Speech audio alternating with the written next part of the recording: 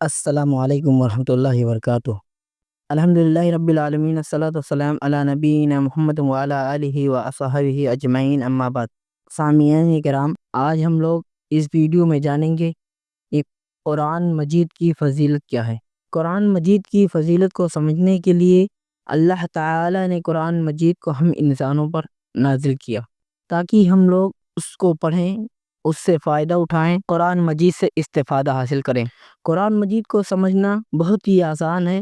قرآن مجید اللہ تعالیٰ کی نازل کردہ کتاب ہے اور یہ چوتھی آسمانی کتاب ہے جو ہمارے پیارے نبی محمد صلی اللہ علیہ وسلم پر نازل ہوئی۔ محترم سامعین کرام، قرآن مجید کو اللہ تعالیٰ نے پہاڑ پر نازل کرنا چاہا تو پہاڑ نے کہا، اے اللہ، قرآن کی عظمت کا، اس قرآن کی فضیلت کا جو وزن ہے، جو بھار ہے، اس کو میں نہیں اٹھا سکتا۔ لہٰذا پہاڑ نے یہ کہا کہ اے اللہ، اگر تم میرے اوپر اس قرآن کو نازل کرے گا تو میں ریزہ ریزہ ہو جاؤں گا۔ اور اللہ تعالیٰ نے جب قرآن کو آسمان پر نازل کرنا چاہا تو آسمان نے کہا، اے اللہ، میں اس قرآن کے بوجھ کو نہیں اٹھا سکوں گا۔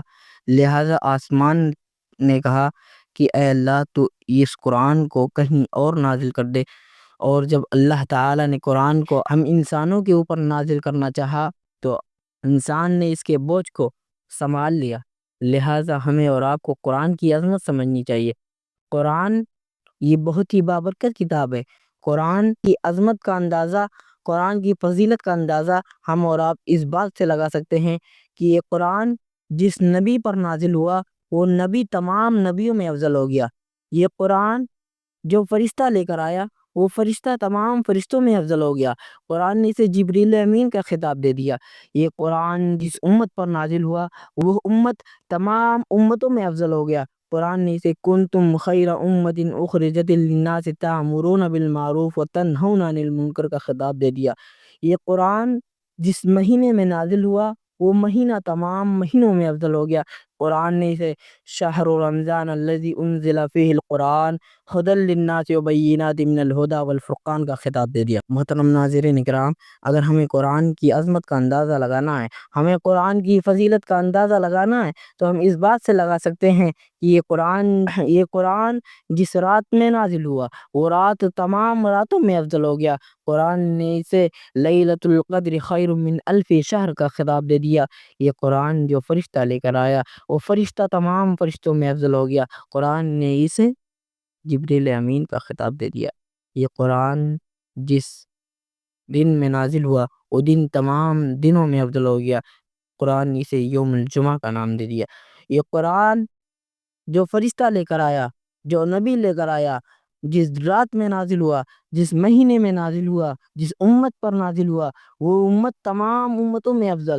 ان سب چیزوں سے ہم اور آپ قرآن کی عظمت کا اندازہ لگا سکتے ہیں۔